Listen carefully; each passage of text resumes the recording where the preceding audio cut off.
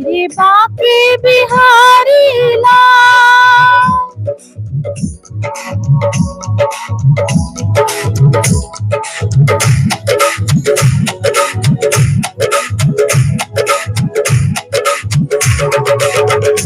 मेरे बाके बिहारी लाल, तू इतना ना करियो सिंगार, नजर तो है लग जाएगी, नजर तो है लग जाएगी, तेरे गलवे चंदी माल, तू इतना ना करियो सिंगार, नजर तो है लग जाएगी, नजर तो है लग जाएगी, मेरे बाके बिहारी लाल, तू इतना ना करियो सिंगार, नजर तो है लग जाएगी, नजर तो है लग जाएगी।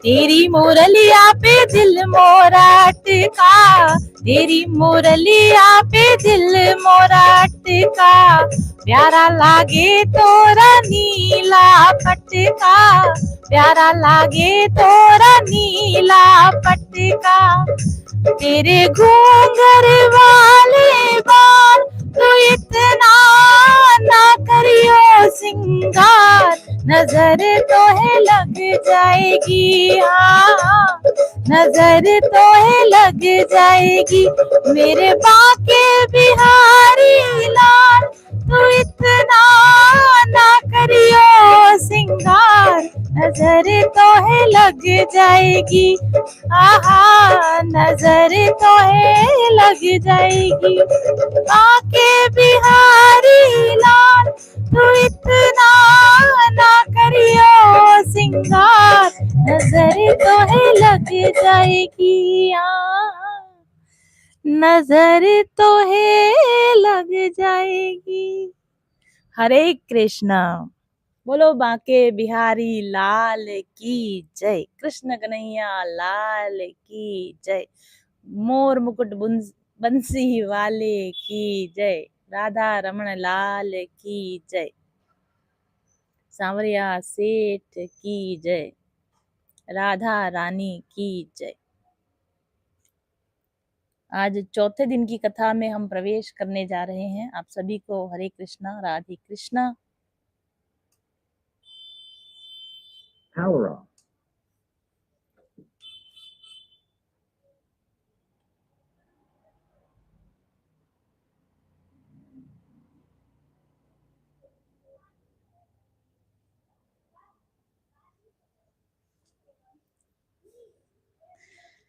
हमारे कथा के इष्ट भगवान को नमस्कार करते हैं हम। सच्चिदानंद रूपाय विश्वोत्पत्त्यादि हेतवे तापत्रय विनाशाय श्री कृष्णाय वयं नमः।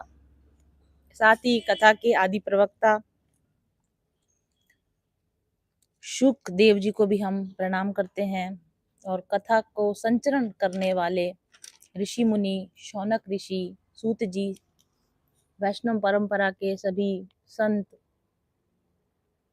सभी आचार्यों, सभी गुरुदेवों, सभी को बड़े सभी को नमस्कार करते, माता पिता को, गुरुदेव को, सभी को नमस्कार करके आज चौथे दिन की कथा में हम एंटर कर रहे हैं। जैसे-जैसे कथा का समय एक-एक दिन निकलता जा रहा है, अंदर आनंद की वृद्धि होती जा रही है और रस उतरता जा रहा है, ऐसा मुझे लग रहा है। आपको क्या लग रहा है कमेंट करके बताइएगा। आप जब लाइव कथा में जब कमेंट करते हैं ना, वो तो मैं पढ़ नहीं सकती, वहाँ इतना दूर होता है। तो आपसे मेरी विनती है कि कथा कंप्लीट होने के बाद में जो कमेंट्स होते हैं ना, वहाँ अगर आप कमेंट करेंगे तो मैं बाद में पढ़ पाऊँगी कि एक्चुअली आप क्या फ़ील कर रहे हो।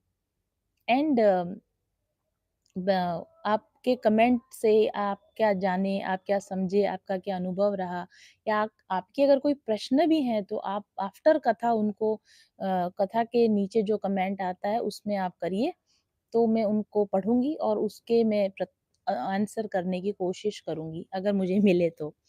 और ये जो लाइव टेलीकास्ट अभी हमारा चल रहा है, इसको फिर हम डाउनलोड करके वीडियो की फ़ॉर्म में यूट्यूब पे अपलोड भी करेंगे नॉर्मल वीडियो की तरह, तो वहाँ पर ये कथा सेव रहेगी। तो अगर दोबारा से आप इस कथा को सुनना चाहते हैं, तो आप डे 1, डे 2 इस तरह से सेव करके रखी होगी, तो आप वहाँ पर वापस से इस कथा को सुन भी सकते हैं, वहाँ कमेंट भी कर सकते हैं। तो कल हमने भक्तों के लक्षण देखे थे, भक्त कैसे होते हैं, भक्त अवतार क्यों लेते हैं, भगवान अवतार क्यों लेते हैं। कल की कथा में हमने सुखदेव जी का परिचय जाना, शौनक और सूत जी का भी हमने परिचय लिया और हमने ये देखा कि नैमिषारण्य के अंदर महासमागम हुआ ऋषि मुनियों का, जहाँ पर शौनक जी उनके हेड होने के कारण प्रश्न पूछते हैं, बहुत ही सार्थक प्रश्न पूछते हैं। कथा कैसी होनी चाहिए, कैसी कथा प्राप्त होनी चाहिए, इस विषय में प्रश्न करते हैं और उसके उत्तर में सूत जी क्या कहते हैं, कथा को कैसे शुरुआत करते हैं, उसके विषय में हम आज चर्चा करेंगे। तो जैसा कि शौनक जी ने कहा कि हमें कोई शाश्वत साधन बताइए जो कि इस कली काल में श्री कृष्ण की प्राप्ति करा दे, ऐसा कथा सार, ऐसा कथा रसायन, ऐसी सार गर्भित कथा हमें कहिए। और इस प्रश्न के जवाब में सूत जी क्या कहते हैं,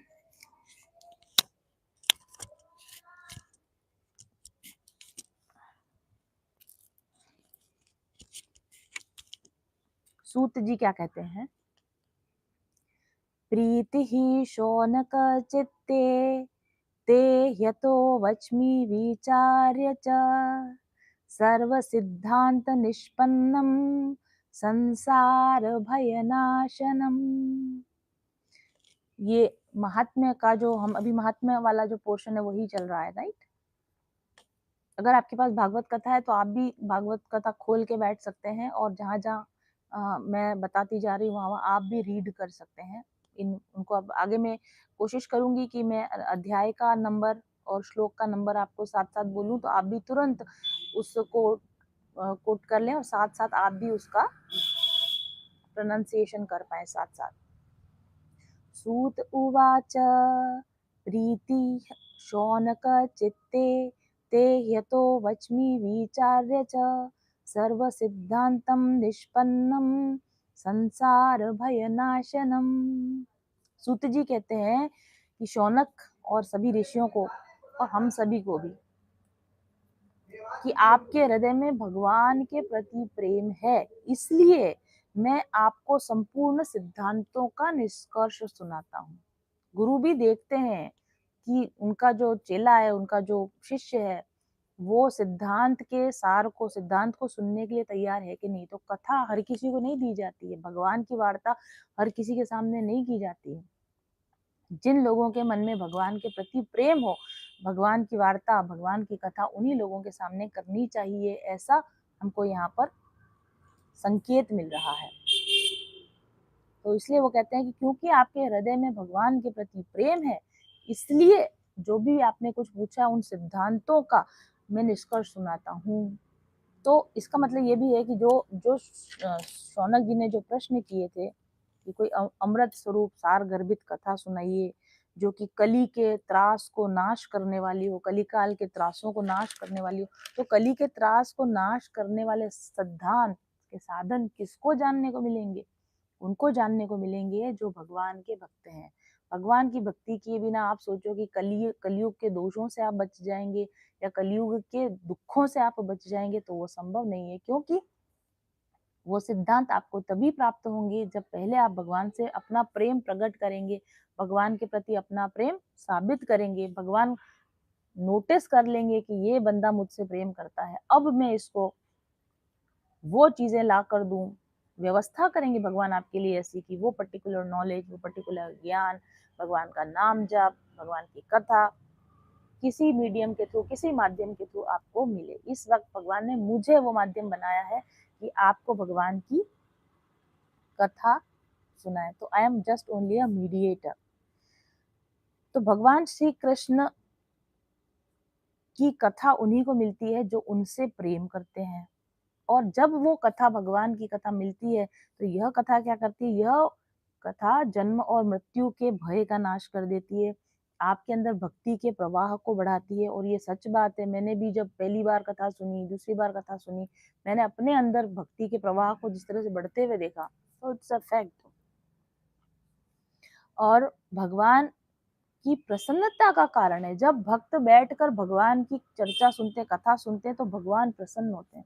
भगवान किससे प्रसन्न होते हैं, भगवान इससे प्रसन्न होते हैं कि भक्त उनकी कथा श्रवण कर रहे हैं, क्योंकि अब ये मेरी कथा श्रवण कर लिया है, अब इसके दुख मिट जाएंगे, हमारे दुख मिट रहे हैं तो भगवान खुश होते हैं, अब ये मुक्ति की ओर बढ़ेगा, अब ये मुझे प्राप्त कर लेगा, इसलिए भगवान खुश होते हैं। जब हम भगवान की कथा सुनते हैं, भगवान इसीलिए खुश होते हैं ताकि अब ये मेरे पास आ जाएगा, अब ये मुझसे दूर नहीं रह पाएगा। और मैंने पहले ही कह दिया है, भगवान हमसे प्रेम करते हैं, वे अधिक चाहते हैं कि हम उनके पास जाएं, हम उनको प्राप्त करें, ये भगवान की इच्छा है। इसलिए जब हम कथा सुनते हैं, नाम जाप करते हैं, तो भगवान इसलिए प्रसन्न हो, इसलिए नहीं होते कि उनका नाम सुन के उनको बड़ा मजा आता है कि मेरा नाम ले रहा है, इसलिए नहीं, मेरा नाम ले रहा है इसलिए अब ये मुझे प्राप्त कर लेगा, अब इसकी और मेरे बीच की दूरी मिट जाएगी, इसलिए भगवान नाम जाप से प्रसन्न होते हैं, इसलिए भगवान कथा श्रवण से प्रसन्न होते हैं। और आगे सूत जी बोलते हैं कि जो कुछ भी मैं तुम्हें सिद्धांत बताने जा रहा हूँ, उनको सावधान होकर सुनो, कोट अनकोट, सावधान होकर सुनो। कथा तो सुनते हैं हम, बहुत से लोग कथा सुनते हैं, बैकग्राउंड में चला दी, अपना कुछ काम किए जा रहे हैं, थोड़े शब्द कानों में पड़े, थोड़े नहीं पड़े, वो भी असर डालेगी, है ना। अच्छी बात, सत्संग की बात तो थोड़ी बहुत, आधी पौनी लाइन जितनी भी आपके कान में गई वो असर डालेगी, लेकिन यदि आपने कथा को सावधान होकर सुना, अच्छी तरीके से सुना, तो उसका असर कई गुना अधिक होने वाला है। तो अच्छे श्रोता बनिए, सावधान होकर सुनने वाले श्रोता आपको बनना चाहिए। अगर आप सचमुच में कथा से चाहते हैं कि वो आपका जीवन परिवर्तन करे, तो आपको अच्छा श्रोता, सावधान होकर सुनने वाला श्रोता बनने की जरूरत है।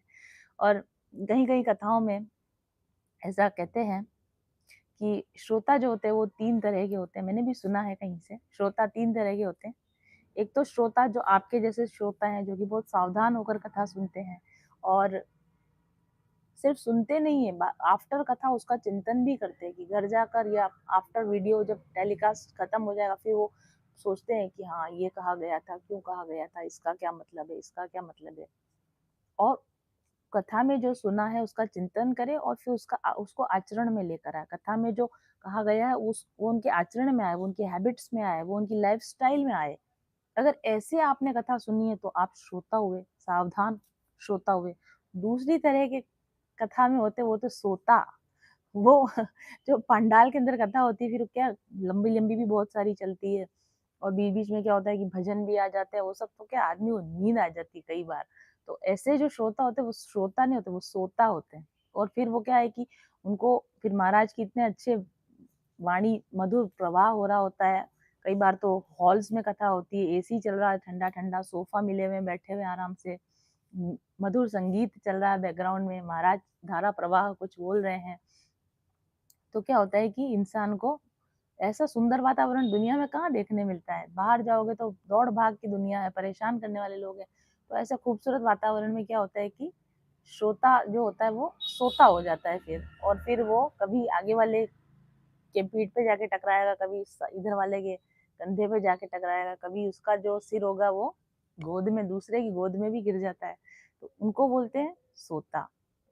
लेकिन कथा में सोना नहीं चाहिए, लेकिन अगर कथा में नींद आ रही है तो उसके 2 कारण बताए जाते हैं, प्रमाद बताया जाता है, पूर्व जन्म के पाप अगर आपके होंगे तो कथा में आके भी आप कथा नहीं सुन पाओगे, कथा में आते ही नींद आने लग जाएगी। तो मतलब अभी पाप जो है ज़ोर मार रहे हैं, पाप अपना पूरा प्रेशर लगा रहे हैं कि आप कथा ना सुन पाएँ, क्योंकि अगर आपने कथा सुन ली तो उन पापों को आपके जीवन को छोड़ के जाना पड़ेगा। तो इसलिए क्या है कि पाप भी अपना पूरा जोर लगाते हैं कि इसको सुला दिया जाए ताकि ये सुन ही ना पाए कि इसको क्या कहा जा रहा है। बट एनीवेज़ फिर भी आप अगर कथा में बैठे हैं और आप सो भी गए हैं ना, तो भी सबकॉन्शियस माइंड में वो कथा जाती है, वो कथा अपना काम ज़रूर करेगी। आपने अपना काम प्रॉपर्ली नहीं भी किया होगा, लेकिन कथा अपना काम ज़रूर करेगी। अगर वो कथा चल रही है बैकग्राउंड में तब भी अपना काम ज़रूर करेगी। और ठीक है, अब सोचो कि कथा कितनी मधुर होती होगी, वो गायन कितने मधुर होते होंगे, वो वातावरण कितना पॉज़िटिव होता है कि जो अनिद्रा से ग्रसित रोगी होते हैं ना, उनको भी कथा में नींद आने लग जाती है। तो कोई बात नहीं, कथा में आप पहुँच गए हो और अगर सो भी जाओ ना, तब भी मैं कहूँगी कि कथा अपना प्रभाव डालेगी। पर अगर आप जागरूक होकर सुन रहे हो, सावधान होकर सुन रहे हो, चिंतन-मनन कर रहे हो, तो फिर ऐसी कथा सुनने का तो क्या ही परिणाम होगा, बहुत ही खूबसूरत परिणाम होगा। तीसरी तरह के और श्रोता होते हैं, जो सरोता कहलाते हैं। सरोता जानते हैं आप? मैंने देखा है मेरी नानी जी के घर में बहुत पुराना एक वो सुपारी काटने की जो कैंची होती है उसको सरोता बोलते हैं। वो हर बात काटते हैं, वो सरोता होते हैं, श्रोता नहीं होते। वो महाराज की हर बात काटेंगे, अरे इन्होंने ऐसे बोल दिया, ऐसे नहीं था, ऐसे था।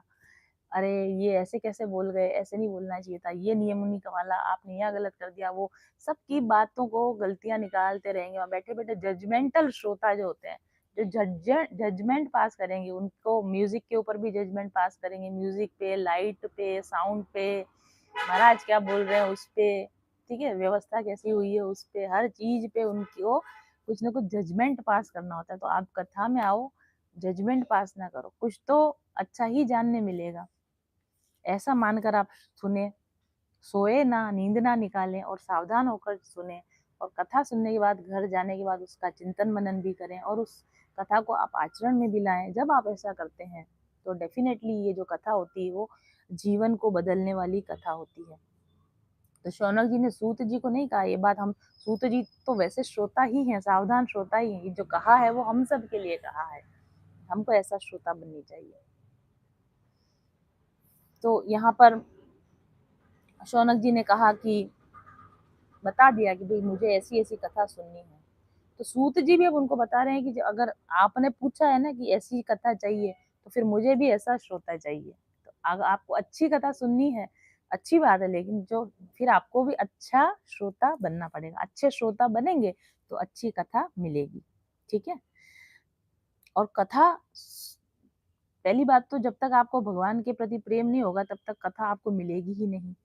और बाई द वे कोई आपको खींच के ले गया कि चल मेरे साथ बैठ, तो कथा में बैठकर एटलीस्ट अगर आपका भगवान के प्रति प्रेम है या नहीं, उतना समर्पण है या नहीं है, लेकिन कोशिश करें कि कथा में आप बैठें तो भगवान के प्रति प्रेम लेकर बैठें, भगवान के प्रति एक अनुग्रह का भाव लेकर बैठें कि यहाँ जब मैं कथा में बैठा हूँ, मैं सिर्फ कथा में नहीं बैठा हूँ, मैं भगवान के सानिध्य में बैठा हूँ। कथा भगवान के सानिध्य में बिठाती है आपको। एक्चुअली इसमें भागवत में लिखा हुआ है कि जहाँ-जहाँ भागवत की कथा होती है, वहाँ श्री कृष्ण साक्षात विराजित होते हैं। श्री कृष्ण साक्षात विराजित होते हैं। जैसे रामचरितमानस के लिए कहा जाता है ना कि जहाँ-जहाँ रामचरितमानस की कथा होती है, वहाँ हनुमान जी साक्षात विराजित होते हैं, पंडाल में विराजित होते हैं। जहाँ भी कथा चल रही हो आस-पास में, वहाँ ठाकुर जी साक्षात विराजित होते हैं। तो इसी प्रकार से जहाँ भागवत की कथा चलती है, वहाँ पर ठाकुर जी विराजमान है। तो आप सोचो कि भगवान जिस एरिया में बैठे हैं और आप भी वहाँ बैठे हो, तो आप कैसे बैठोगे? क्या आचरण रहेगा, क्या भाव रहेगा? तो आपको भगवान का प्रेमी होकर कथा सुननी है। ये मानकर कथा सुननी है कि जिस जगह पर, जिस विसिनिटी में आप हो, जहाँ कथा चल रही है, वहाँ स्वयं भगवान विराजित हैं, है ना? और जो कथा का जो आपके जो कथा के वक्ता हैं, उन वक्ता के प्रति भी आपका प्रेम, उनके प्रति भी सद्भाव, उनके प्रति भी आपका स्नेह होना ज़रूरी है। जब तक वक्ता का और श्रोता का आपस में आत्मिक जुड़ाव नहीं होगा ना, तब तक शब्द ही निकलेंगे। तब तक क आत्मा से कथा नहीं निकलेगी। जब वक्ता की आत्मा से कथा निकले, वह और श्रोता की आत्मा तक पहुँचे, तो वह कथा कैसी होगी? परिवर्तन करने वाली, एक्चुअल लाइफ चेंजिंग कथा वो होगी जो वक्ता की आत्मा से निकले, वक्ता के प्रभु के प्रति प्रेम से पूर्ण और आत्मा की तरंगों से निकलने वाली कथा हो, और श्रोता भी कैसा हो, भगवत प्रेमी हो और आत्मा से जुड़कर कथा सुन रहा हो, तो ऐसी कथा का जो प्रभाव आएगा वो कई गुना, अनंत गुना बढ़कर मिलेगा। तो कथा सुनने का और कथा कहने का तरीका है, आत्मा से आत्मा का संबंध स्थापित करके वक्ता के साथ, भगवान के साथ आत्मा से आत्मा का संबंध स्थापित करेंगे तो वो कथा कानों से केवल अंदर कानों तक नहीं पहुंचेगी, मस्तिष्क तक नहीं पहुंचेगी, वो कथा आपकी आत्मा तक पहुंचेगी। और जो कथा आपकी आत्मा तक पहुंचेगी वो आपकी लाइफ में गहरा प्रभाव डालेगी, प्रभावशाली होगी, असरकारक होगी वो कथा। और जितने जितने विशुद्ध भाव से आप भगवान की लीलाओं को सुनेंगे, जजमेंटल नहीं होंगे कि भगवान ने ऐसा क्यों कर दिया, ऐसा क्यों नहीं किया। ये अपने इफ्स एंड बट्स को आप दूर रखें, भगवान की कथा से इफ्स एंड बट्स को दूर रखें। पूर्ण श्रद्धा के साथ, पूर्ण समर्पण के साथ, पूर्ण विश्वास के साथ, पूर्ण प्रेम के साथ आप जब भगवान की लीलाओं को सुनते हैं तो आपके अंदर भक्ति का भाव गहरा हो जाता है। और जितना जितना आपके अंदर प्रबल भक्ति स्थापित होती जाएगी, वो प्रबल भक्ति से भगवान प्रसन्न होंगे, भगवान भक्ति से प्रसन्न होते हैं। और कथा से हमें भक्ति मिलती है, लेकिन वो तभी मिलेगी जो जिस तरीके से मैंने बताया उस तरीके से आप सुनेंगे। तो भगवान के प्रति प्रेम धारण करके सुनाने वाला अगर सुनाएगा और भगवान के प्रति प्रेम धारण करके सुनने वाला अगर सुनेगा तो क्या होगा, बहुत ही आनंद आएगा, उस कथा का आनंद कई गुना बढ़ जाएगा। और एक और बात है, ध्यान से जब आप कथा सुनेंगे, सावधान होकर जब आप कथा सुनेंगे, मुझे लगता है आवाज थोड़ी सी स्लो है। ध्यान से जब आप कथा सुनेंगे, सावधान होकर जब आप कथा सुनेंगे तो कथा से शंकाएं दूर होती है। कथा से शंकाएं दूर होती है ना। जो मन में कई डाउट्स आ रहे होते हैं ना भगवान को लेकर, भगवान की लीलाओं के प्रति। रीना जरा आवाज चेक करना।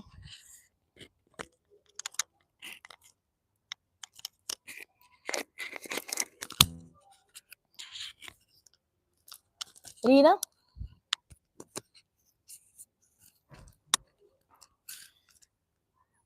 अभी ठीक आ रही है क्या आवाज? आवाज ठीक आ रही है? ठीक है, अभी धीरे हो तो मुझे वापस आके बताना है ना।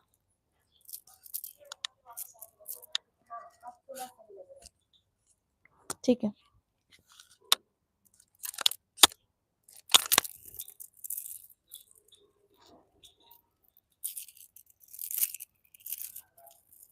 इससे डिस्टरबेंस होगा।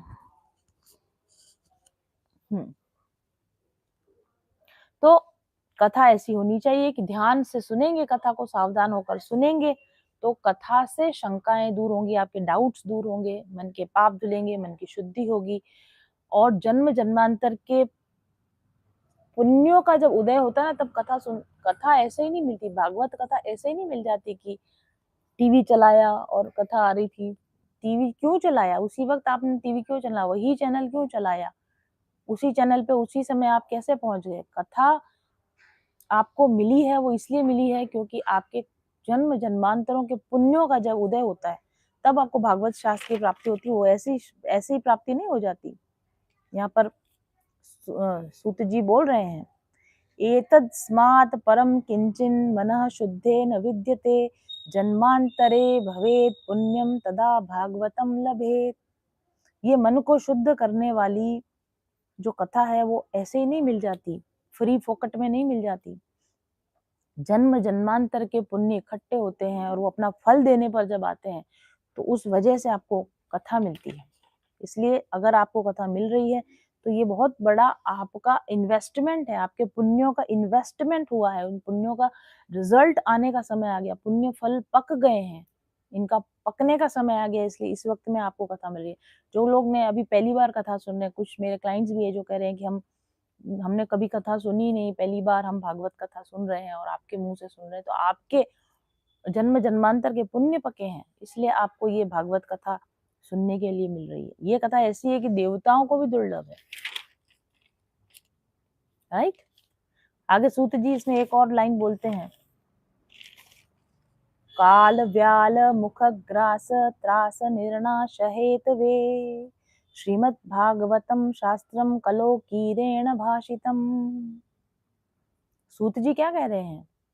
काल व्याल मुख ग्रास त्रास निर्नाश हेतवे, काल रूपी व्याल के मुख के ग्रास का त्रास खत्म होने के लिए कली के काल में, इस कली काल में भागवत कथा को कहा जाता है, सुना जाता है। काल रूपी व्याल, व्याल मतलब अजगर, काल रूपी व्याल के मुख में ग्रास बनकर जाना, यानी आपका जीवन निरंतर बीतता जा रहा है। ये सबसे बड़ा दुख है कि जीवन निरंतर बीतता जा रहा है। त्रास माने दुख, जीवन निरंतर बीतता जा रहा है, काल निरंतर हमको ग्रसित करता जा रहा है, और ये सबसे बड़ा दुख है। क्यों दुख है? क्योंकि मनुष्य जन्म मिला इतनी मुश्किलों से, 84 करोड़ 84 लाख योनियों में से एक बार, कभी आपको कई कई लाखों जन्म लेने के बाद मनुष्य जन्म मिला। और मनुष्य जन्म भी, टाइम किसी के लिए नहीं रुकता, घड़ी किसी के लिए नहीं रुकता, निकले जा रहा है, निकले जा रहा है, निकले जा रहा है।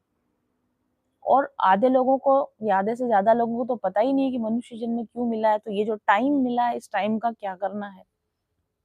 तो वो अपने दूसरे मंडेन लाइफ के अंदर अपनी टाइम बिता रहे हैं। उनका तो क्या ही कहना, उनको तो पता ही नहीं कि वो क्या खो रहे हैं।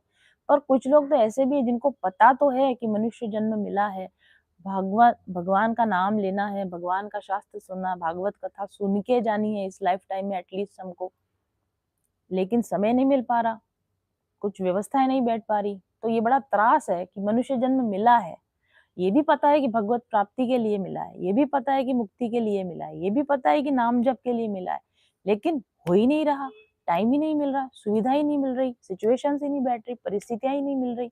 बड़ा दुख है ऐसे मनुष्यों को कि हम हमारे हाथ से समय फिसला जा रहा है और जो हम करने के लिए आए थे वो हम नहीं कर रहे हैं। ऐसे मनुष्य, अगर आपको ऐसा लगता है कि ऐसा दुख आपको है, तो इस दुख से निवारण का एक ही उपाय है कि जैसे ही, जितना भी, जब भी समय मिले इस भागवत शास्त्र को सुनिए, इस भागवत शास्त्र का पठन कीजिए, राइट। और आज जो आपकी कैपेसिटी है कल नहीं रहेगी, कल जो कैपेसिटी थी परसों नहीं रहेगी। भक्ति के लिए, कथा सुनने के लिए लोगों को क्या लगता है बुढ़ापे का काम है। नहीं, भक्ति करना, कथा सुनना बुढ़ापे का काम नहीं है। पहली बात तो ये बचपन का काम है। बचपन से खुद में और अपने बच्चों में से संस्कार डालें, भक्ति के संस्कार डालें, कथा सुनने के संस्कार डालें, नाम जप के संस्कार डालें, तभी तो वो कल्टीवेट होंगे, आगे जाके बढ़ेंगे। अगर बचपन में ही भक्ति और नाम जप का संस्कार नहीं डाला तो आगे जाके क्या होगा? काल गाल मुख व्यास मुख ग्रास त्रास, वो उनका आगे जाके कभी उनको अक्ल आई तो उनको लगेगा कि यार इतना समय बर्बाद कर दिया, हमारे माँ बाप ने हमको कभी सिखाया ही नहीं, नाम भी लेना है, भगवान की भक्ति भी करनी, ये भी कोई काम होता है कि करने का। तो जितना जितना जब जब जिस जिस को अवेकनिंग आएगी ना, उसको अपने पीछे का जीवन वेस्ट ही लगेगा। जिसको 30 साल में जाके पता चला, उसको लगा 30 साल मैंने जिंदगी के बर्बाद कर दिए। 40 साल में अवेकनिंग आएगी कि ये करना चाहिए था, तो ऐसा लगेगा 40 साल जिंदगी की बर्बाद कर दी। तो जब भी अवेकनिंग आ जाएगी ना, उसके पीछे की लाइफ आपको बर्बाद ही लगेगी, इतने साल तो मैंने अपनी लाइफ के वेस्ट ही कर दिए। इसलिए जब भी ये बुद्धि आ जाए, खुद को आ जाए, तब अपन को तो खुद को ये बुद्धि आ गई, यहाँ से हम ईश्वर की तरफ मुड़ जाए, लेकिन अपनी यंगर जनरेशन्स को, अपने बच्चों को कोशिश करें उनका समय बर्बाद ना हो। उनको पहले से ही, जहां से हमें अवेकनिंग आई वहां से अपने बच्चों को अवेकनिंग देना शुरू करें कि काल के व्याल के मुख का ग्रास तो बनने ही वाले हैं, बन ही रहे हैं, प्रतिक्षण बन रहे हैं। लेकिन ये जो समय बीत रहा है, एटलीस्ट ये वेस्ट ना चला जाए, ये मनुष्य जन्म वेस्ट ना चला जाए। तो इसलिए इस त्रास को दूर करें, अपने अपने लिए भी इस त्रास को दूर करें, अपनी फैमिली मेंबर्स के लिए भी इस त्रास को दूर करें, अपनी यंगर जनरेशन्स को भी कहें कि बताएं, कि सिखाएं कि इस त्रास से कैसे दूर हुआ जाता है। और इस त्रास से दूर होने का एक ही तरीका होता है, श्रीमद् भागवत कथा श्रवण, पठन, मनन, चिंतन। तो जीवन में जब जब पॉसिबल हो श्रीमद् भागवत कथा का श्रवण करें, पॉसिबल हो तो पठन करें, और पॉसिबल हो तो इस कथा का दान करें, दूसरे लोगों के लिए सुलभ कराएं उस कथा को। आप खुद पाठ करके सुलभ करवा सकते हैं तो सुलभ कराएं, आप किसी कथाकार के द्वारा कथा करवा कर कथा का दान कर सकते हैं, जरूर करें। मेरी मदर स्वयं वो भी एक she is a very talented विद्वान लेडी, तो वो भी अपनी कॉलोनी में जहाँ पर भी वो जब भी रही हैं, जब जहाँ जहाँ रही हैं, उन्होंने भागवत कथा खुद पढ़ी है। एक एक महीने की भागवत मेरी मदर खुद पढ़ती रही हैं।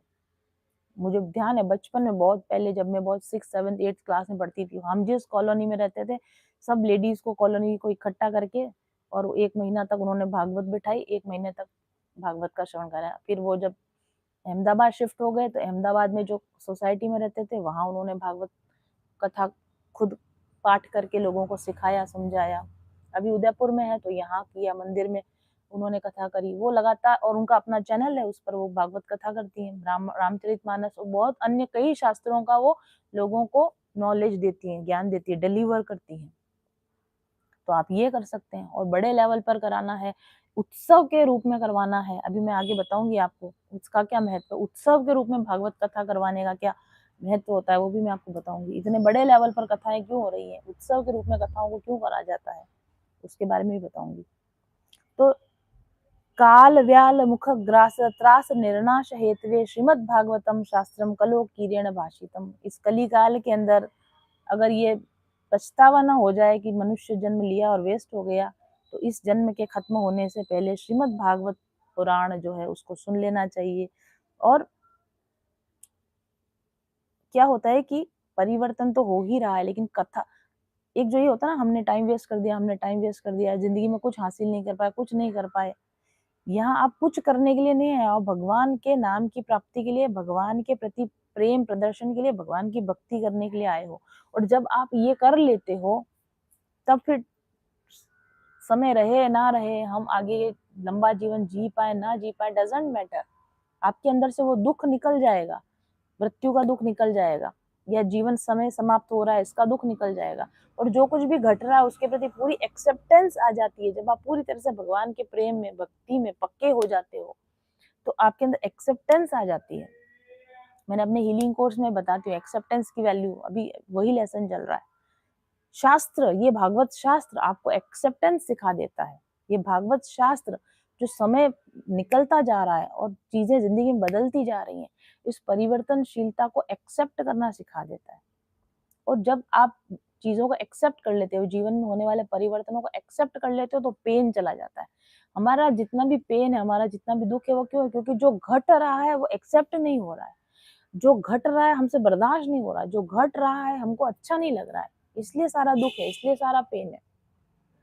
हम जैसा जैसा चाह रहे हैं कि वैसा वैसा घटे, वैसा वैसा नहीं घट रहा है, ये हमारा पेन है। और जैसा जैसा हम चाह रहे हैं कि घटे, वो घटकर समाप्त हुए जा रहा है, वो हमारा पेन है, वो हमारा दुख का कारण है। जब आप भागवत शास्त्र के अंदर पक जाते हो, प्रभु के प्रेम में पक जाते हो, तो आपको जीवन को एक्सेप्ट करना आ जाता है, परिवर्तन को एक्सेप्ट करना आ जाता है। और जब आप एक्सेप्ट कर लेते हो तो आपका दुख, त्रास, जिसकी त्रास की बात करी, ये त्रास आपका चला जाता है। त्रास माने तृष्णा भी होता है, और पाने की इच्छा, अधिक पाने की इच्छा, जो है वो बना कैसे रहे, जो नहीं है वो कैसे पाया जा सके, ये जो त्रास है जिंदगी का, ये त्रास भगवत शास्त्र को सुनने से चले जाता है। और आगे मन की शुद्धि हो जाती है, तो ऐसी कोई इच्छाएं उठे ही ना कि वो अगर पूरी ना हो तो दुख हो, या इस तरह की चीजें से जिनसे आपको दुख होता है। मन के उतार चढ़ावों की वजह से जो दुख होते हैं, मन के अशांत होने की वजह से जो दुख होते हैं, ये दुख, ये त्रास इस भागवत कथा से समाप्त हो जाते हैं।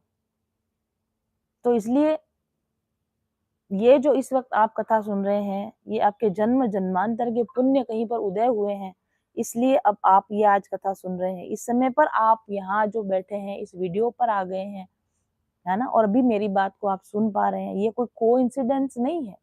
और मेरे को तो आप लोग इतने सालों से जानते हो, और आप जितने सालों से सोशल मीडिया पे जानते हो, उससे कई पहले सालों से मेरे फैमिली मुझे जानती है। What am I doing here? मैं कब इस चीज के लिए बनी थी कि मैं कभी कुछ कथा करूंगी? तो ये भी कहीं ना कहीं मेरे ही किसी पुण्य कर्म का उदय हुआ है कि मुझे ईश्वर ने ये सौभाग्य दिया है कि उनकी बात मैं कर सकूं, और ये सौभाग्य आपको दिया है कि अगर मैं कुछ बोल रही हूँ तो उसको आप सुन सके। तो आपका और हमारा जन्म जन्मांतरों का पुण्य उदय हुआ है, जिसकी वजह से इस वक्त ये योग बना है कि मैं कथा कर रही हूँ, आप कथा सुन रहे हैं। ये पैसा खर्च करने से कथा नहीं मिलती है। पैसे वाले लोग तो बहुत हैं, बल्कि पैसे वालों को कथा सुनने का समय कहाँ है। पैसा होते हुए भी लेकिन कथा नहीं हो पाती। लोग सालों सालों से सोचते रहते हैं, इच्छा भी होती है मन में, लेकिन नहीं कथा करा सकते। कभी कोई परिस्थितियां बन रही, कभी मैं खुद कई सालों तक सोचती रही कथा करवानी, कथा करवानी, कथा करवानी, लेकिन जब तक उतना पुण्य, संचित पुण्य का प्रकट ना हो, फल देने का समय नहीं है, आप कथा न करवा सकते हैं, न कथा सुन सकते हैं, न कथा कर सकते हैं। तो भागवत कथा सुनने से पुण्य प्राप्त होता है, ये तो सच है ही, ऐसा तो होता ही है। जो आप अभी कथा सुन रहे हो, इससे पुण्य की प्राप्ति होगी ही। लेकिन भागवत कथा मिलना भी पुण्य का परिणाम है। भागवत कथा सुन मिलेगी तो पुण्य होगा, पुण्य मिलेगा, डेफिनेटली यस। लेकिन भागवत कथा मिलेगी भी तब जब आपका पुण्य होगा। ठीक है, ये एक साइकिल है। पुण्य होगा तो भागवत कथा मिलेगी, भागवत कथा मिलेगी और पुण्य इकट्ठा करेंगे, और भागवत कथा और पुण्य, और इस तरीके से आप एक पॉजिटिव साइकिल में एंटर कर जाओगे। और कथा में ऐसे ही नहीं आ जाता। कथा कान्हा का बुलावा होता है, भगवान का बुलावा हो। कभी आपको कहीं से कथा का निमंत्रण आए, जैसे दिन में 12 बजे आपकी पोस्ट आती ना मेरे यूट्यूब चैनल पे, लाइव कथा today 12 PM, this is invitation. वो इन्विटेशन मैं नहीं दे रही, वो इन्विटेशन आपको भगवान दे रहे होते हैं। कथा में अगर बुलाया जाता है तो जो यजमान की तरफ से कार्ड आता है, या आपको कहीं से इन्विटेशन आता है कथा का, वो इन्विटेशन का वो जो यजमान है या वक्ता की तरफ से आपको आता है, वो तो केवल माध्यम मात्र है। आपको कथा का इन्विटेशन आया, इसका मतलब आपको कान्हा ने बुलाया, आपको ठाकुर जी ने बुलाया है। तो कथा का निमंत्रण कभी भी आप साधारण मत मानो कि वहां से कहीं से कथा का निमंत्रण स्वयं भगवान की तरफ से आता है, तभी आता है। या फिर आपके पितरों का आशीर्वाद आपको मिलता है, आपके पितर आपसे बहुत प्रसन्न होते हैं, आपके कुल देवी देवता आपसे बहुत प्रसन्न होते हैं, और कान्हा आपसे बहुत प्रसन्न होते हैं, भगवान आपसे बहुत प्रसन्न होते हैं, तब आपको कहीं से कथा का आमंत्रण आता है। तो कथा का आमंत्रण आना बहुत बड़ी बात है, कथा में बैठना बहुत बड़ी बात है, कथा को सुनना बहुत बड़ी बात है, और कथा को करना और करवाना, उस पुण्य का तो फिर और कहना ही क्या। तो ये कथा जो है वो देवी देवताओं को भी दुर्लभ है, मनुष्यों के लिए सुलभ है। लेकिन यहाँ पर आगे सूत जी फिर कहते हैं, परीक्षिते कथा वक्तुम सभायाम संस्थिते शुके सुधा कुंभम गृहीत्वेव देवास्तत्र समागमन। जहां पर परीक्षित जी को सुखदेव जी कथा सुना रहे थे, उस सभा के अंदर अमृत कलश लेकर देवता उपस्थित हुए, और उन्होंने परीक्षित जी से कहा कि आप ये अमृत का कलश पान कर लीजिए, क्योंकि आपको ऐसा श्राप लगा है कि 7वें दिन तक्षक नाम का सर्प आके आपको काट लेगा, आपकी मृत्यु हो जाएगी। जो लोग भागवत पहली बार सुन रहे हैं, कॉन्टेक्स्ट नहीं पता है, परीक्षित कौन है, तक्षक सर्प कौन है, क्यों काटेगा, अभी हम आगे उसको पूरा डिटेल आपको समझाएंगे। तो परीक्षित जी को 7वें दिन सर्प दंश के द्वारा उनकी मृत्यु होगी, ऐसा उनको श्राप मिला। और श्राप को धारण करने के बाद अपनी मुक्ति के लिए वो भागवत कथा सुनने बैठे। शुकदेव जी उनको सुनाने के लिए कथा सुनाने आए। तो जब कथा आरंभ हुई, होने वाली थी, तो उस समय देवता वहां पर आए, और देवता वहां पर अमृत का कलश लेकर आए, और उन्होंने कहा कि भाई आप इसीलिए कथा सुन रहे हो ना, क्योंकि 7 दिन बाद आपको मृत्यु हो जाएगी, आपको सांप काट लेगा। तो आप मृत्यु के भय से कथा सुन रहे हो, तो देखो हम आपका मृत्यु का भय दूर कर देते हैं। आप ये अमृत है, इस अमृत को आप पी लो, आप अमर हो जाओगे, और बदले में सुखदेव जी जो कथा कर रहे हैं वो कथा हमको सुनने दो। तो परीक्षित राजा की परीक्षा है। ऐसे भगवान कथा देने से पहले परीक्षा करते हैं। भगवान भक्तों की 100% डेफिनेटली परीक्षा करते हैं कि ये पका है कि नहीं पका है, मेरी भक्ति में ये पका है कि नहीं पका है, इसको मैं प्रिय हूँ कि इसको संसार प्रिय है, कि इसको जीवन प्रिय है। ये परीक्षा भगवान करते रहते हैं। ये परीक्षित परीक्षित वो नहीं, परीक्षित हम भी हैं, हम सब परीक्षित हैं, क्योंकि भगवान हमारी कदम कदम पर परीक्षा करता है कि ये मुझे चुनता है कि दुनिया को चुनता है, ये मुझे चुनता है कि भौतिक सुख सुविधाओं को चुनता है। भगवान हमेशा ऑप्शन देते हैं आपको।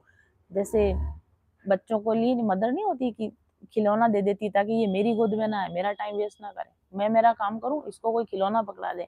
फिर बच्चा वो खिलौने से बोर हो जाता है तो उसको दूसरा खिलौना पकड़ा के मोबाइल, आजकल तो मोबाइल, छोटे छोटे बच्चों को मोबाइल दे देते हैं, बच्चा वो मोबाइल देखता रहता है, मम्मा अपना कुछ, मम्मा भी अपना मोबाइल देखती रहती है। तो इसी तरीके से परीक्षा लेते, भक्त की परीक्षा ली जाती है ना। तो यहाँ परीक्षित का मतलब है जिसकी परीक्षित का मतलब वैसे है जिसकी परीक्षा हो चुकी। जैसे जैसे हमारे अप्लायंस होते हैं ना, हम कोई भी चीज आइटम खरीद के लाते हैं, हम आइटम खरीद के लाते हैं, कोई इलेक्ट्रॉनिक आइटम वगैरह, तो उस पे लिखा होता है टेस्टेड ओके। तो परीक्षित का मतलब है टेस्टेड ओके। तो वैसे तो भगवान ने परीक्षित को गर्भ में ही परीक्षा कर ली थी, टेस्टेड ओके वहीं कर दिया था, इसीलिए उनका नाम परीक्षित रखा था। लेकिन परीक्षित की यहाँ पर फिर एक बार परीक्षा हुई कथा से पहले, और वहां पर भी परीक्षित पास हुए। परीक्षित के सामने ऑप्शन था कि या तो कथा सुन के 7वें दिन मृत्यु को स्वीकार कर ले, और या फिर अमृत ले ले, लंबी आयु दीर्घ आयु प्राप्त करे और कथा को जाने दे। अच्छा ऑफर था, काफी बढ़िया ऑफर था भाई। मरना और नहीं मरने के बीच का चॉइस थी ये। और अमृत दे मतलब देवत्व, अमृत की प्राप्ति मतलब देवत्व, आप देवताओं का स्थान ग्रहण कर लो और कथा इसको छोड़ दो। और परीक्षित ने क्या किया? परीक्षित ने अमृत स्वीकार नहीं किया। उन्होंने कहा कि मुझे अमृत की जरूरत नहीं है, अगर श्राप मिला है तो श्राप को शिरोधार्य करता हूँ, मृत्यु को स्वीकार करता हूँ, लेकिन मरते मरते भगवान का नाम सुनते हुए, भगवान की कथा श्रवण करते हुए सुनने का जो सौभाग्य है, उस सौभाग्य को मैं नहीं छोड़ सकता। क्योंकि इस वक्त तो मैं कंफर्म होगी 7वें दिन मेरी मृत्यु होगी, क्योंकि किसको पता होता है कि उसकी मृत्यु कब होगी। परीक्षित कितना लकी है, परीक्षित इज सो लकी कि उसको एटलीस्ट ये पता है कि इस दिन इस घड़ी में मेरी मृत्यु होने वाली है।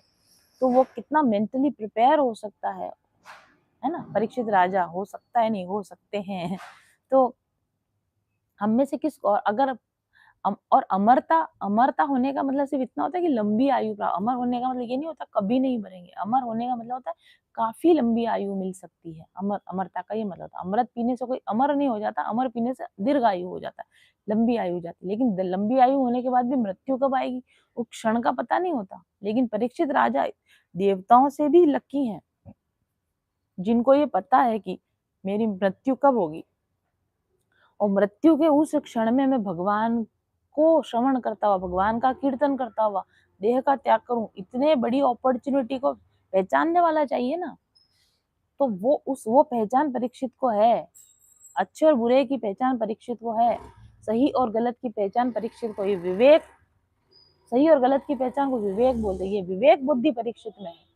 और भगवान की कथा और भगवान की भक्ति कौन चुनते हैं? विवेकशाली जो पुरुष होते हैं, जिनमें विवेक होता है, जिनमें सही और गलत में से गलत को छोड़कर सही को चुनने की क्षमता होती, उसको विवेक बोला जाता है। और विवेकशाली पुरुष होगा तो वो हमेशा भक्ति को चुनेगा, वो हमेशा भगवान को चुनेगा, वो हमेशा कथा श्रवण को चुनेगा।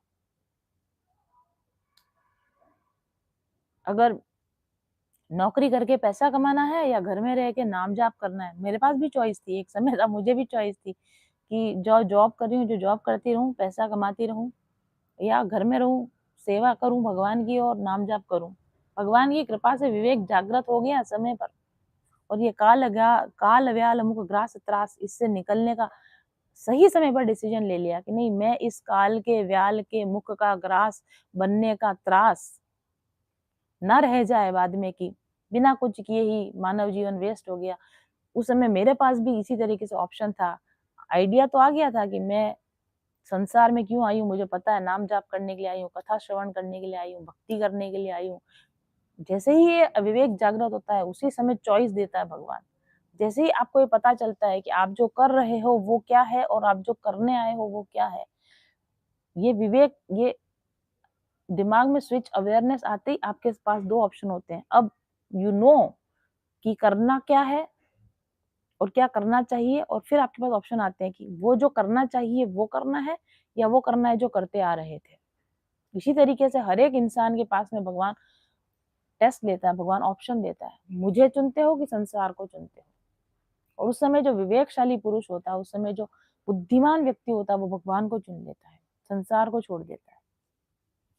अभी रिसेंटली महीना भर पहले फिर चुनाव आया मेरे पास, टैरो कार्ड रीडिंग को चुनते हो या कथा को चुनते हो, चूज करें। मैंने चूज कर लिया। लेट गो कर दिया, कथा को चुनते हैं, भगवान को चुनते हैं, भक्ति को चुनते हैं। तो ये भगवान परीक्षा लेते हैं। भगवान देखते हैं कि ये जो कहता है सारे दिन की मुझसे प्रेम करता है, जरा टेस्ट करें ये कितना प्रेम करता है। मेरे नाम पर बैठ जा, ऐसा कहूं तो ये बैठता है कि नहीं बैठता है। तो ऐसे परीक्षित की भी परीक्षा हुई कि अमृत ले लो, कथा छोड़ दो। लेकिन परीक्षित ने कहा कि नहीं, अमृत छोड़ता हूँ, कथा लेता हूँ। और देवताओं, मुझे ये बात, जब भी मैं ये प्रसंग सुनती हूँ तो मुझे लगता है कि देवता चुपचाप आके बैठ क्यों नहीं गए, कथा सुन लेते। कौन ही मना करा था? कथा पंडाल में अगर कोई आके बैठ जाए तो कोई मना होगा क्या? और देवताओं को तो स्थापित किया जाता है। आपको शायद मूल पाठ कभी कराए हो तो आप देखोगे कि देवताओं कलश स्थापित होते वो सारे। देवता पूछने का ही को आए। ये यही तो प्रॉब्लम है भक्तों के अंदर और देवताओं में, यही तो प्रॉब्लम है। अगर कथा विनय से प्रार्थना करके सुनने आते तो कथा मिल जाती। लेकिन कथा विनय से मिलती है, कथा व्यापार करने से नहीं मिलती है। अगर देवता अमृत लेकर न आए होते और सिर्फ इसलिए आए होते कि आप कथा श्रवण कर रहे हैं, सुखदेव जी कथा करें, हम भी कथा सुने, तो कौन ही मना करने वाला था? वेलकम होता उनका, प्रॉपर उनको सीटिंग दी जाती कि देवता पधारे उनके लिए। लेकिन उन्होंने ऐसा नहीं किया, उन्होंने व्यापार किया। कथा व्यापार से मिलती है क्या? कथा किसी अमृत के बदले में, धन के बदले में कथा मिलती। तभी तो मैंने कहा धन से कथा नहीं मिलती। लोभ, किसी को आप लोभ दो कि मैं आपको ये देता हूँ, मुझे कथा सुनाओ, ऐसे कथा नहीं मिलती। कथा विनय से मिलती है, कथा श्रद्धा से मिलती है, कथा प्रार्थना करने से मिलती है, कथा व्यापार से नहीं मिलती, कथा पैसों से नहीं मिलती, कथा आपके ऐश्वर्य से नहीं मिलती, कथा आपके सामर्थ्य से नहीं मिलती, कथा आपके विनय भाव से मिलती है। यहाँ पर इसका ये मतलब है। तो परीक्षा यहाँ दोनों की हुई, परीक्षित की भी परीक्षा हुई, देवताओं की भी परीक्षा हुई कि कथा सुनने आयो, किस भाव से आयो, व्यापार करने आयो कथा का। तो मना कर दिया कि नहीं मिलेगी कथा। और परीक्षित के सामने भी चॉइस आई कि कथा चाहिए या जीवन चाहिए। उन्होंने कथा को चुन लिया, जीवन को छोड़ दिया। परीक्षित कथा में पास हो गए, देवता कथा में फेल हो गए। परीक्षित कथा में पास हो गए तो उनको कथा मिल गई, और देवता कथा परीक्षा में फेल हो गए तो उनको कथा नहीं मिली। तो आपको कथा चुनती है, आप कथा को नहीं चुनते हो, कथा आपको चुनती है। आप भगवान को नहीं चुनते हो, भगवान आपको चुनते हैं। और चुनने के बाद आपकी परीक्षा करते हैं कि आप भी उनको चुन रहे हो कि आप उनको नहीं चुन रहे हो।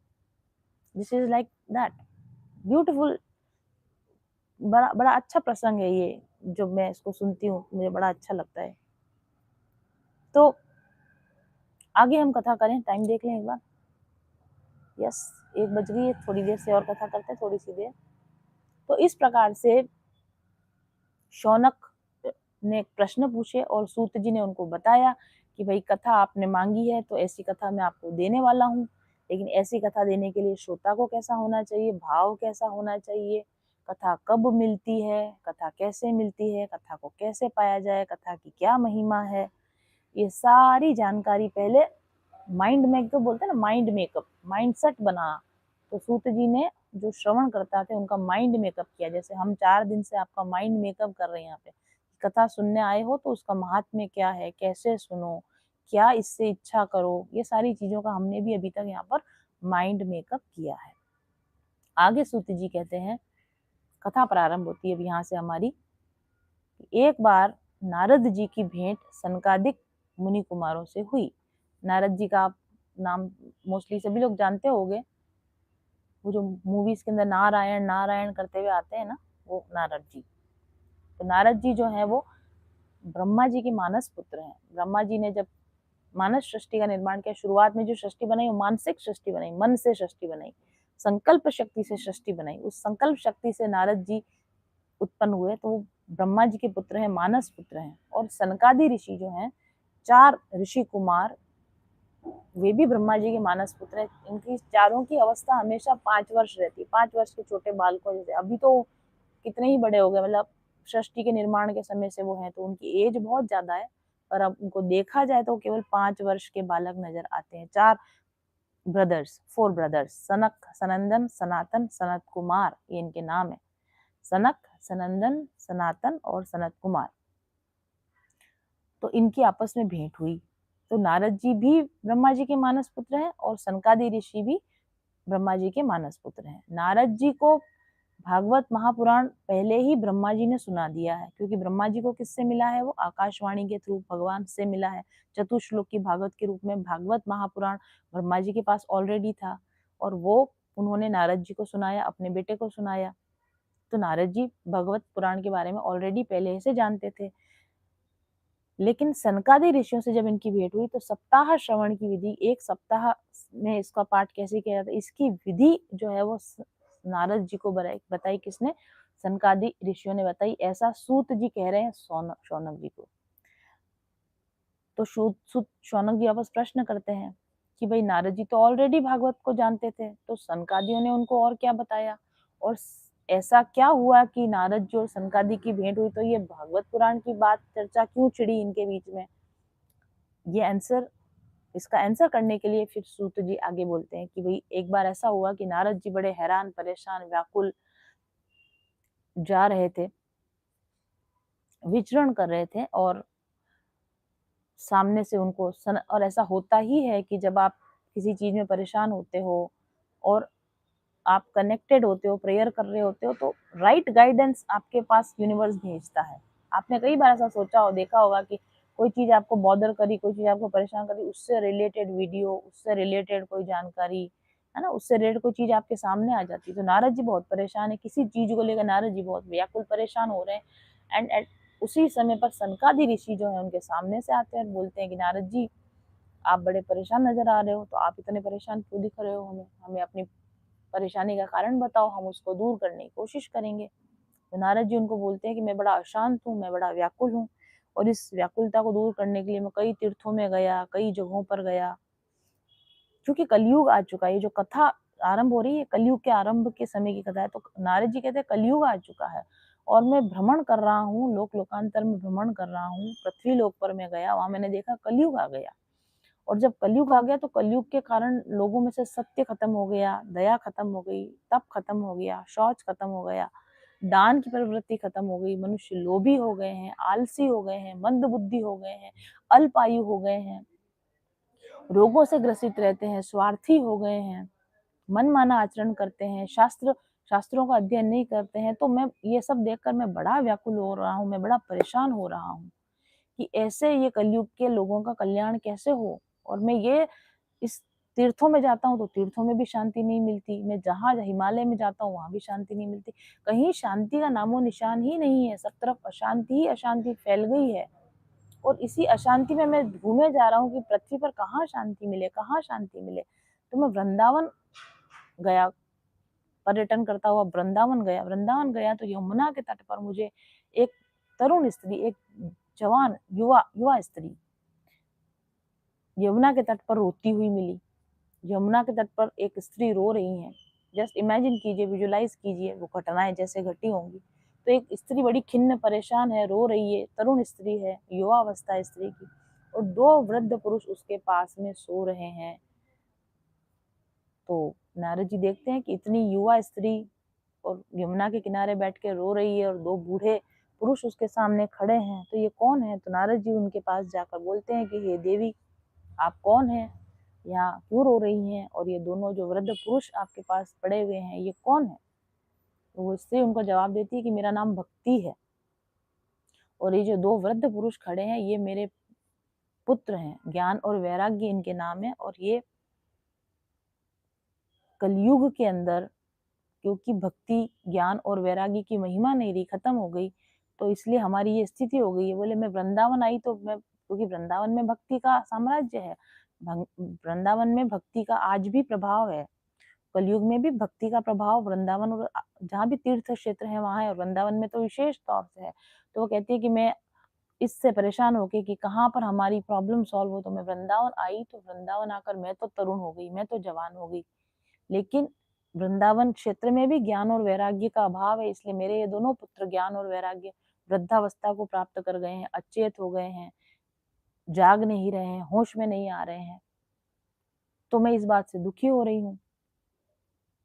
तो भक्ति का दुख नारद जी सुनते हैं, तो भक्ति का दुख सुन के नारद जी बड़े ही दुखी हो जाते हैं, और वही दुख, वही उसी चीज को कि इसका सोल्यूशन क्या है, भक्ति स्थापित कैसे हो, जन जन में भक्ति स्थापित कैसे हो, और भक्ति के साथ ज्ञान और वैराग्य स्थापित कैसे, और कलयुग के त्रास से लोग कैसे निकलें, कलयुग की प्रॉब्लम से लोग कैसे बाहर निकलें, इसका क्या सॉल्यूशन है, इसका क्या उपाय है, ये जानने के लिए मैं परेशान हो रहा हूँ और मैं भटक रहा हूँ कि मुझे इसका कहीं उपाय मिले कि कलयुग के त्रास से मनुष्य को कैसे बचाया जाए। अगेन वही बात है कि जो शुद्ध भक्त होते हैं वो हमेशा इस बात से चिंतित रहते हैं कि दूसरों का दुख कैसे दूर किया जाए।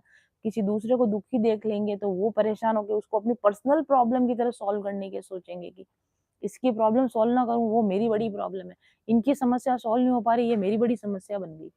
मेरे को हीलिंग कोर्स में लोग नहीं आते हैं, ये मेरे लिए दुख का विषय है, तुम हीलिंग करते क्यों नहीं? राइट? तो ये सेम प्रॉब्लम मुझे काफ़ी रिलेट कर पाती हूँ मैं इन चीज़ों से अपने आप को। तुम हीलिंग करते क्यों नहीं हो? इस तरह से नारद जी भी दुखी हो गए, परेशान हो के घूम रहे हैं कि क्या उपाय है, क्या उपाय है? कलयुग के दोषों से दूर रहे, मनुष्य प्रताड़ित ना हो, दुखी ना हो, उसका ज्ञान, विवेक, भक्ति, बुद्धि जागे, उसका क्या उपाय है, मैं वो जानने के लिए भटक रहा हूँ। और भटकते-भटकते उनकी वे भेंट किससे हो गई? सनकादि ऋषि कुमारों से हो गई। तो उनके बीच में क्या वार्तालाप हुई? क्या वो इस प्रॉब्लम को सॉल्व कर पाए? देखिए अगले एपिसोड में। तो ये हम कल की कथा में जानेंगे कि आगे नारद जी और सनकादि ऋषियों का क्या संवाद हुआ। दोनों ने आपस में मिलकर जो जब 2 विवेकी लोग आपस में मिलते हैं तो प्रॉब्लम का सॉल्यूशन निकल पाता है कि नहीं निकल पाता है? निकलता है तो कैसे निकलता है? उसके ऊपर चर्चा हम आगे करेंगे। ठीक है? तो यहाँ पर जब ये कथा चल रही है ना, कैसे चल रही है कि शौनक जी प्रश्न पूछते हैं, सूत जी जवाब देते हैं, नारद जी प्रश्न पूछते हैं तो सनकादि जवाब देते हैं, है ना? और इधर परीक्षित प्रश्न पूछते हैं तो शुकदेव जी जवाब देते हैं। आप देखना कि पुराणों में मोस्टली ऐसा होता है कि मल्टीपल कथा में कथा, कथा में कथा, कथा में कथा चलती है। रामचरितमानस में भी 4 अलग-अलग तरीके से 4 वक्ता हैं रामचरित में और 4 उसके प्रश्नवाचक हैं, प्रश्नकर्ता हैं। इसी तरीके से यहाँ पर भी मल्टीपल लेवल पर कथा चल रही है। एक तरफ शौनक जी कथा सुन रहे हैं, सूत जी कथा कह रहे हैं। एक तरफ नारद जी कथा सुन रहे हैं, सनकादि कथा कह रहे हैं। एक तरफ परीक्षित कथा सुन रहा है, सुखदेव जी कथा कह रहे हैं। तो कहीं-कहीं पे आपको थोड़ा कन्फ्यूजन हो सकता है कि कभी सूत जी पूछ रहे हैं, कभी नारद जी पूछ रहे हैं और कभी परीक्षित पूछ रहे हैं, तो ये क्या गड़बड़-झाला हो रहा है? तो ये गड़बड़-झाला ये हो रहा है कि कथा में कथा चल रही है और प्रश्नकर्ता अलग-अलग हैं और उत्तर देने वाले उनके वक्ता भी अलग-अलग हैं और सामूहिक रूप से जो निष्कर्ष निचोड़ निकल कर आया है, उससे जो बना है दैट इज़ भागवत शास्त्र। पुराण इसी तरीके से रचे जाते हैं, प्रश्न करता और वक्ता उसका जवाब देता है। एंड आई थिंक कोई बैठकर लिखने वाला या फिर अपने त्रिकाल दर्शन से देखने वाला कि उनके बीच में क्या बात हुई थी, उसको डॉक्यूमेंट करने वाला उस पुराण को फिर लिखता है।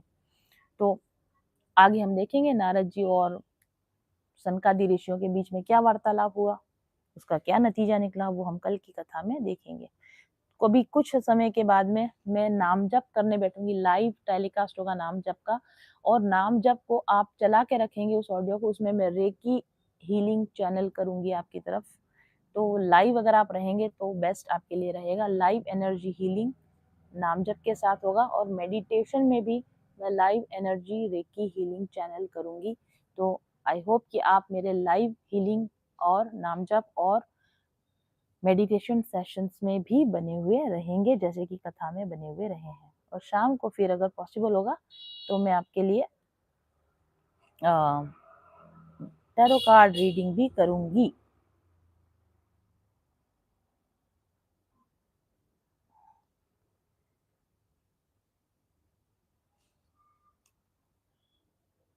Zebronics, always ahead. Bluetooth mode.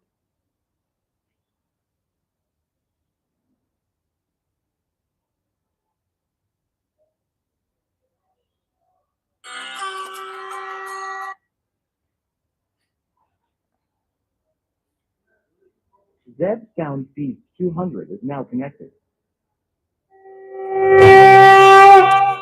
हरे कृष्ण, जय जय श्री राधे। हरे कृष्ण कृष्ण कृष्ण हरे हरे, हरे राम राम राम हरे हरे।